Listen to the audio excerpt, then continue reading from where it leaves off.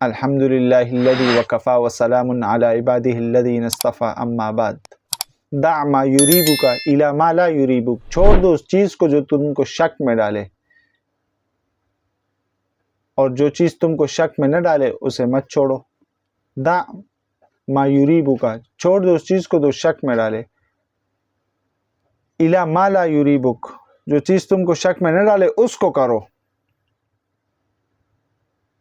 کیونکہ حدیث میں ایک دوسرے حدیث میں آتا ہے الحلال بین والحرام مبین وبینہما امور مشتبہات لا یعلمها کثیر من الناس، کہ حلال بھی اللہ نے واضح کر دیا ہے، حرام بھی اللہ نے واضح کر دیا ہے، جو ان کے درمیان ہے وہ مشتبہات ہے، اس میں مت پڑو، بہت سارے لوگ اس سے لا علم ہے مشتبہات سے۔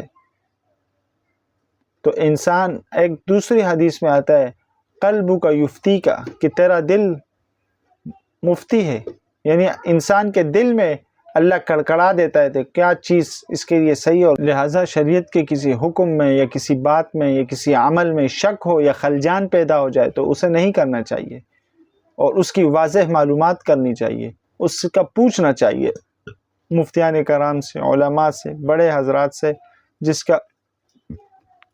کا اس کو معلوم ہو اس سے پوچھنا چاہیے۔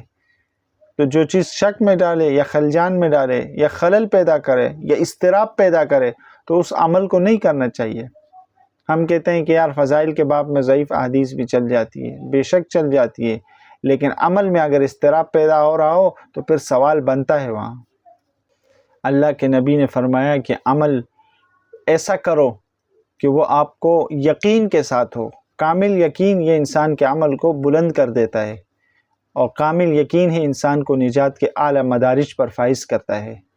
لہٰذا اگر یقین نہیں ہے، عمل میں اضطراب ہے، تو پھر عمل کے نتیجے میں بھی اضطراب پیدا ہو جاتا ہے خود بخود، کیونکہ انسان کے لیے اللہ نے فرما دیا، کیونکہ اللہ نے انسان کو پیدا کیا ہے، اللہ خالق بھی ہے انسان کا، فاتر بھی ہے اللہ انسان کا، اور بدی بھی ہے اللہ۔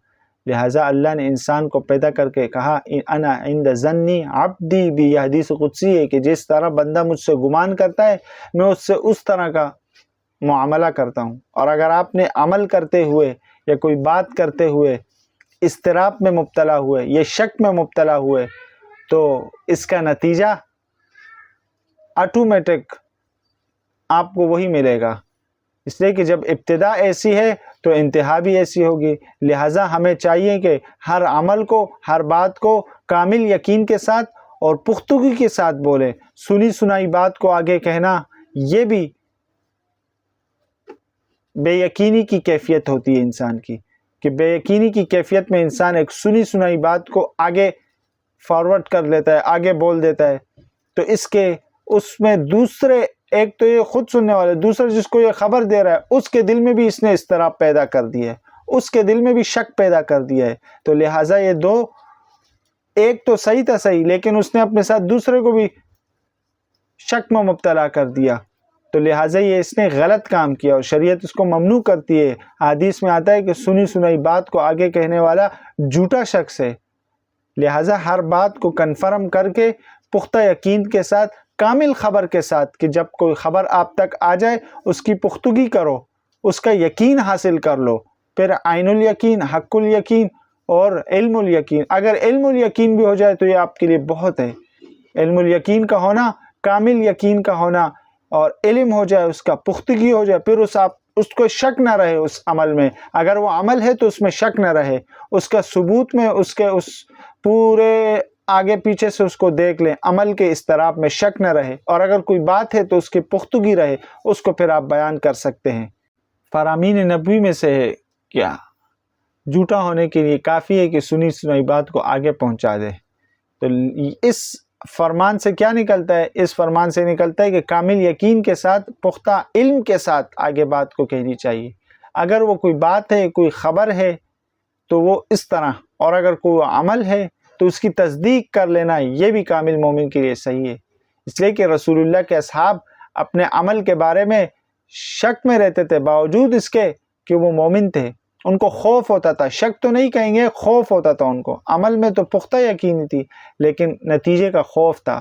تو نتیجے کا خوف ہونا چاہیے لیکن عمل میں شک نہیں ہونا چاہیے۔ ایک ہوتا ہے عمل میں شک اور ایک ہوتا ہے نتیجے میں شک ہونا. تو نتیجے میں شک نہیں، نتیجے میں خوف ہونا چاہیے کہ کہتے ہیں نا ایمان جو ہے وہ خوف اور امید کے ساتھ ہے. تو نتیجہ ایمان کا نتیجہ، ورنہ تو ایمان تو جو لا الہ الا اللہ محمد الرسول اللہ جس نے کلمہ پڑھا اور حضور پر ایمان لایا تو کامل مومن ہے، اس کو اپنے ایمان پر شک نہیں کرنا چاہیے، لیکن ایمان کے نتیجے میں خوف اور امید ہونی چاہیے. ایمان کی ابتدا میں نہیں. ایمان کی ابتدا میں اگر ہوا تو آپ پر حکم ہی نہیں لگے گا. ایمان کے نتیجے میں خوف اور امید ہونی چاہیے. اسی طرح کسی حکم کو کرنے میں، کسی عمل کے کرنے میں اس کی تصدیق یہ ضروری ہے. یہی علم ہے اور یہیں سے علم کے مدارج کھلتے ہیں. یہی فرق ہے عالم آدمی کے عمل کرنے میں اور اس کی آگے خبر دینے میں، اور عام آدمی کے عمل کرنے میں اور اس کے آگے خبر دینے میں. کہ عالم آدمی کو اپنے عمل کی تصدیق ہوتی ہے، علم ہوتا ہے اس کی مضبوطی کے، اس کے سنت فرض اس کے درجے کا علم ہوتا ہے، تو وہ اس کو کرتا ہے اور اس میں 100% اس کا کامل یقین بھی ہوتا ہے اور شک نہیں ہوتا ہے. وہ چھوڑ دیتا اس چیز کو جس میں شک نہ ہو، وہ چھوڑ دیتا اس چیز کو جس میں شک ہو، اس کو وہ چھوڑ دیتا ہے اور اس کو مضبوطی سے پکڑ لیتا ہے جس میں شک نہ ہو. اور عام آدمی چونکہ وہ اپنے عمل کا اس کو پتہ نہیں ہوتا، کہ میرا پتہ تو ہوتا ہی کہ یہ عمل صحیح ہے، لیکن اس کی نوعیت کا، اس کے مدارج کا نہیں معلوم ہوتا. تو ایک گناہ اضطراب اس کے دل میں ہوتا ہے، اگرچہ وہ ظاہر نہیں کرتا، لیکن جب وہ کسی ماہر آدمی کے پاس یا کسی عالم یا علماء صلحاء کی، صوفیاء کی کو دیکھتا ہے اس عمل میں، تو اس کا وہ ایک گناہ شک بھی ختم ہو جاتا ہے. اس طرح وہ کامل یقین کے ساتھ کرتا ہے. یعنی اس کو اپنے عمل کی تصدیق کی ضرورت ہے. تو لہٰذا شک والی چیزوں کو چھوڑنا چاہیے اور جس میں شک نہ ہو اس کو لے لینا چاہیے، کیونکہ اللہ کے نبی نے فرمایا الحلال بین والحرام بین، کہ حلال بھی بیان کیا جا چکا ہے شریعت میں اور حرام بھی بیان کیا جا چکا ہے شریعت میں. جو ان دونوں کے درمیان ہے وہ امور مشتبہہ ہیں، یعنی شبہات ہے. اس میں جو چیز میں آپ کو شک میں مبتلا کرے اسے چھوڑ دو اور جو چیز شک میں مبتلا نہ کرے اس کو پکڑ لو. یہی ہے دین النصیحہ کا مطلب، کہ دین سراسر نصیحت ہے، دین سراسر کامل یقین کا نام ہے، دین سراسر محبت کا نام ہے.